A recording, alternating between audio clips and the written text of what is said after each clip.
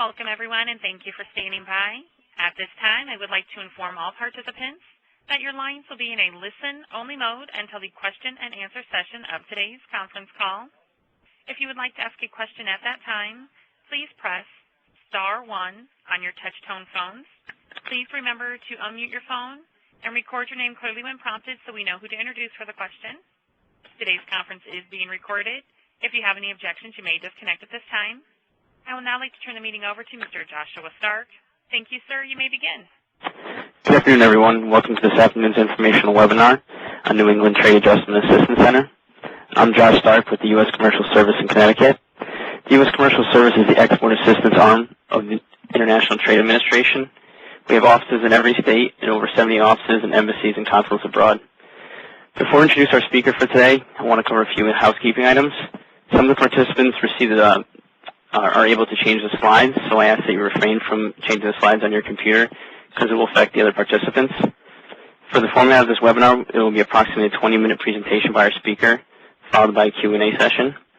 If you have any questions, you're welcome to write them in the Q&A box at the top of the screen, or wait for the operator to open the lines during the Q&A session. The webinar is being recorded, so I'll be emailing everyone a link to the recorded version, along with a copy of the presentation shortly after we conclude. Now I'd like to introduce today's speaker, Carrie LaCourse. Hi, I'm Carrie LaCourse. I'm with the New England Trade Adjustment Assistance Center. It's NETAAC for short.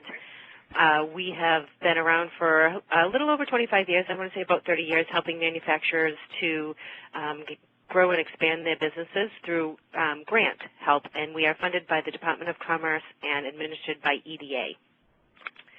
The program is pretty simple and straightforward. I am an employee, not a salesperson, so no matter if you decide to enter the program or not, it doesn't affect the program.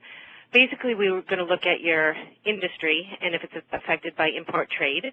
And I tell my clients not to get too hung up on that because that's my job to find out that information. If you know that, it's helpful, but I do the legwork for that. We're also looking for a decline in sales or production, and again, it's another gray area that there are many ways that we can qualify a company to come into the program. And another aspect is a reduction in employees or hours, and again, there are variations of that as well. And that's how we find out if you qualify for assistance.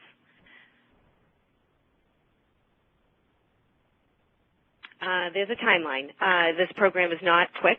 It can take anywhere from 4 to 6 months, and it all depends on how quickly that the company can provide the information, whether it's to qualify or whether to be in the petition, once they do qualify, to get the information for the petition status. And it can be complicated, and I don't like the companies coming in to get frustrated with that, so I'm willing to stand with you every step of the way in order to get the information in to us. The timeline can vary. It could be quick and it can be long. It can take we've seen up to 6 months before a company can qualify, and we've seen them come in quickly as in 4 months. There are 3 phases of the program. The first phase is the certification process. There is no cost for you to come in to qualify and to submit your petition. And we have a checklist that we send out to our clients. It's very simple for the qualification process, and then a worksheet for you to fill out for the petition process. Once you're qualified on the certification end, then we move into the second phase, which is the adjustment proposal phase.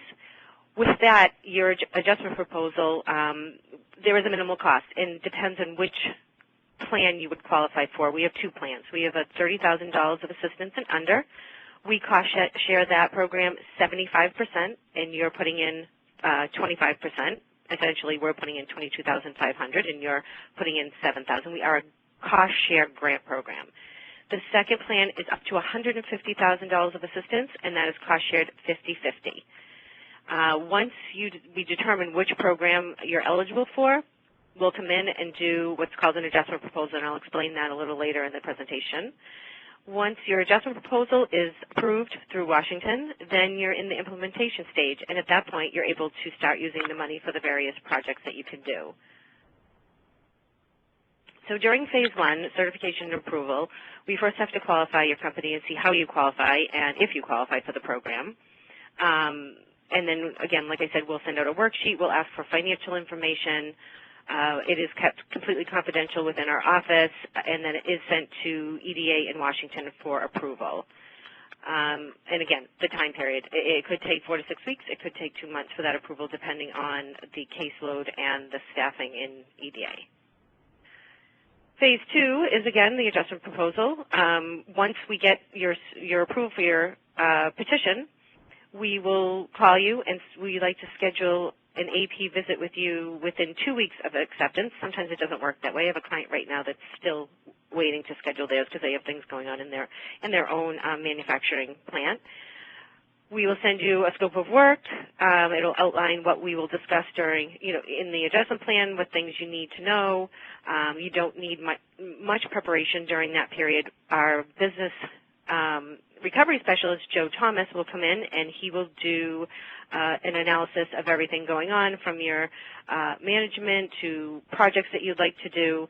Joe's very good at what he does. We're not telling you what projects you need to do, but he may suggest projects that you would like to do under the grant program. He's kind of a good extra set of eyes that doesn't look at your business on a daily basis and may have suggestions for you.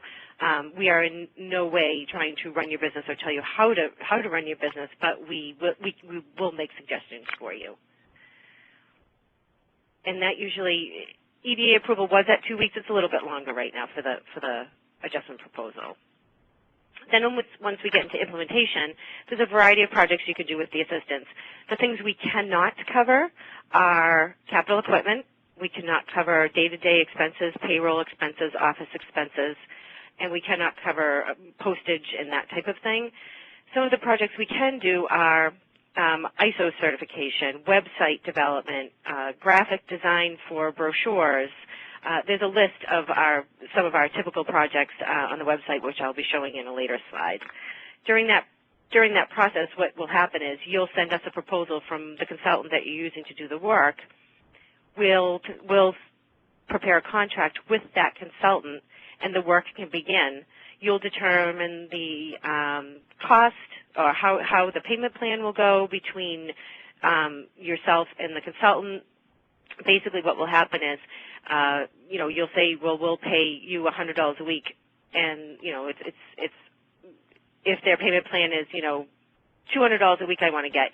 If you're on a 50-50 plan, you'll pay your $100, you'll send in the information to us, then we'll pay our $100. It's a very simple process. It may not sound very simple, but it's very simple, and they do get paid. We have a net every 30 days per month, but we pay just about every 2 weeks. This is our contact information. The TAA@NETAAC.org goes directly to my email if you have any additional questions after the webinar. Our website information is there. There are only 3 of us here in the office. We're located in North Billerica. So no matter which one of us you get, anyone can pretty much answer your questions. So, you can feel free to talk to anyone that you do, whether it's through the email or through phone.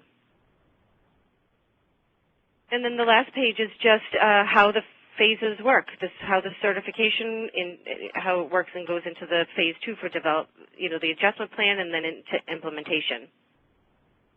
But that's it's pretty simple and straightforward, and I'm sure there'll be a lot of questions because there usually is.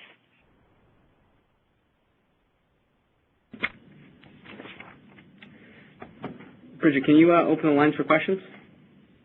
Thank you, yes. At this time, if there are questions or comments, please press *1 on your touch-tone phones. Again, please remember to unmute your phone and record your name clearly when prompted so we know who to introduce.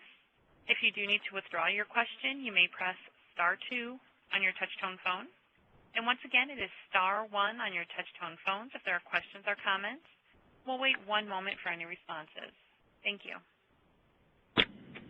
While we wait, I just want to remind everyone that we'll be sending out the net replay and slides. If you have any issues downloading, please let me know. This was a short presentation. However, the most important aspect of this presentation is the Q&A session that's about to begin, so I encourage everyone to ask questions.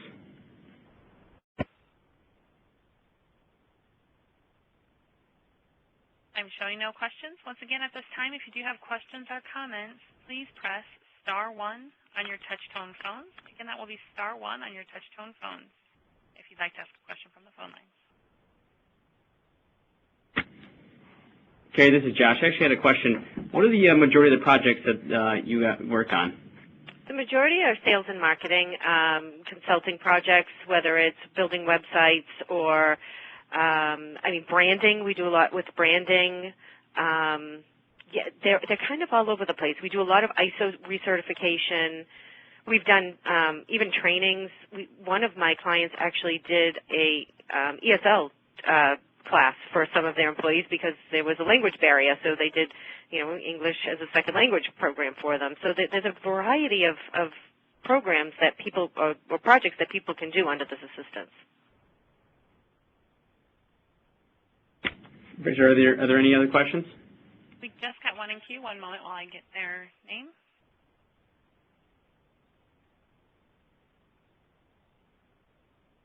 Our response is from Karen Shorts. Your line is open. Yes, hi. I know that you answered some additional items that you cover with the last question, but you kind of went through the original list kind of quickly. You said you don't cover capital equipment or payroll or office supplies, like just basic general operating expenses. So it sounded like you mentioned marketing type programs that help with brand awareness and. Yes, it's basically consultant projects that we cover, whether it could be financial assistance, it could be marketing. There's just a variety of consulting projects that we can cost share. It's not really tangible products. Right. Okay. I think I have a better idea. And that's something that we kind of work on together in the certification process and in the proposal process to really flesh out and determine what would be our best needs? What I tell my clients to do is once we get through the certification process and we're entering the adjustment proposal process is to write down your wish list. What do you want to do? Do you want to do human resources planning? Do you want to do office automation or e-commerce? Do you want to do ISO preparation or CAD/CAM selection? And write down that list. And what we'll do is when Joe comes in to do the adjustment proposal, he states things in very broad terms so that you're able to do multiple projects under each subheading, I guess. So you're not, what it is you have to list every project that you'll do with the grant assistance in your adjustment proposal because we cannot add projects at once the adjustment proposal is accepted. And it could be something related to kind of like a new back office software? Yes, we can cover software as long as it's customized software. We can't cover like QuickBooks, off-the-shelf QuickBooks. Right, but if you were moving from off-the-shelf QuickBooks to something fuller. As long as it's customized to your needs, yes. If you're adding modules and that type of thing, yes, we can cover that. Okay. Yes. And one of the other things that I don't think I mentioned, and it's not even in our brochure, is even plant layout. We can't, obviously pay for the equipment to be moved, but we can pay for someone to do a plant layout. And lean manufacturing is another big one that we help out with.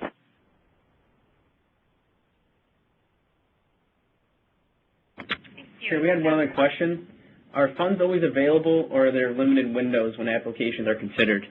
That's a good question, actually. Funds are available. We're heading into a grant year as of July 1st. We did limit people as far as how much they could use per grant year this past year because we had an influx of people come in over the past couple of years. I think we had 64 new companies come in just last year. So we had to kind of pace everyone so everyone was able to receive a portion of their assistance. Bridget, are there any more questions? We do have one in queue from Steve Perry. Your line is open. Yes, hi. You had mentioned a little bit about lean manufacturing. So that's also something that types of programs that you're willing to fund? Yes, absolutely. We've done a lot with lean manufacturing. So would we actually bring in the consultant and then there would be, like a funding share that you would pay, or is it a consultant that you would select? Nope, we have no determination over who you want to hire as your consultant. We do have a database that if you needed a referral, we could send you out a referral for someone, but you would choose, you would interview, you would determine payment terms, and then we would get the proposal, and then we would contract with that consultant. Fair enough. We actually have a customer that actually has a lien program that they want us to participate in. Would that be something that you would still consider? Yes, it would be. Okay. Thanks, Steve, for that question. Are there any other questions? I'm currently showing no other questions in the phone queue. Okay, I'd like to wait a few more minutes. Okay, we will wait just a few more minutes. Again, if you have questions or comments, please press *1. It looks like one just came in. One moment while I get their name.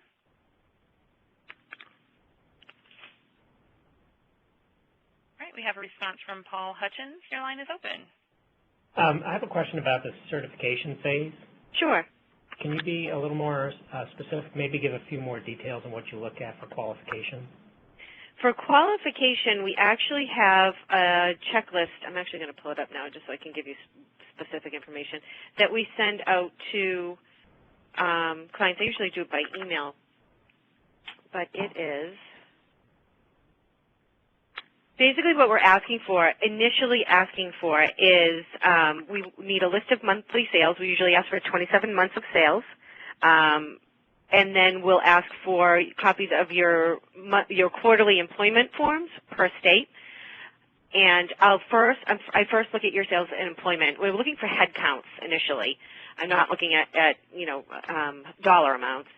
So once we determine whether or not you qualify just on sales or employment count, then we can move forward with the certification process. And that's basically just a worksheet that I have you fill out. It is questions on history, on general information. Then we'll ask if there are any related firms, whether you have any subsidiaries, affiliates. This is all information that needs to be put into the petition.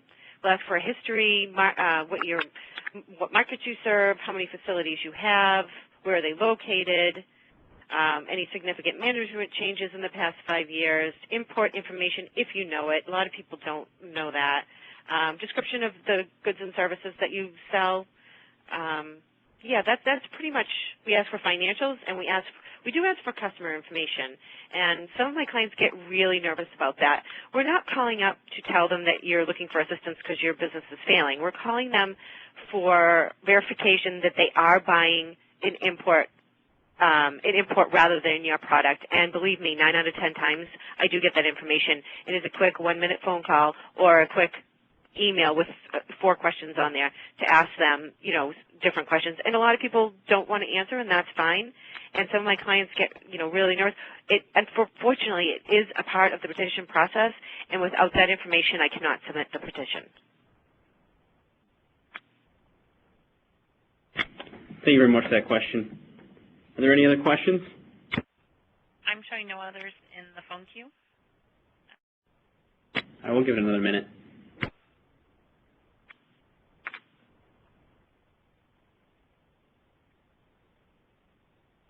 I just want to remind everyone again that we will be sending out the PowerPoint slides in the net replay, and you should be able to access that tomorrow.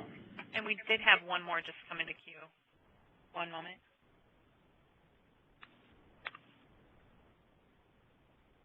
We have a response from Jeff. Your line is open.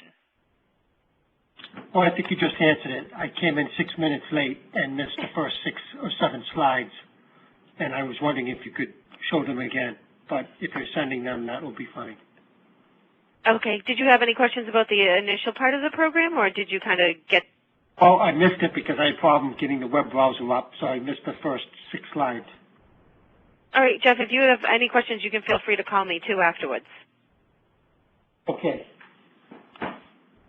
And your contact information is on It's in the slide presentation. Great. Thanks, Jeff. Is there any more questions? There's none on the phone queue.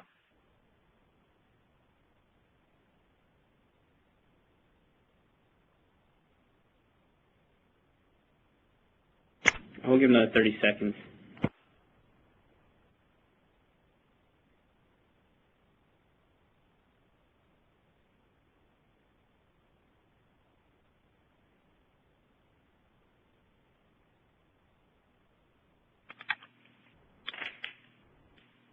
I'm still showing no questions from the phone. Okay. Well, if that's all we have for questions, I'd like to thank Carrie and all the participants for joining today's webinar.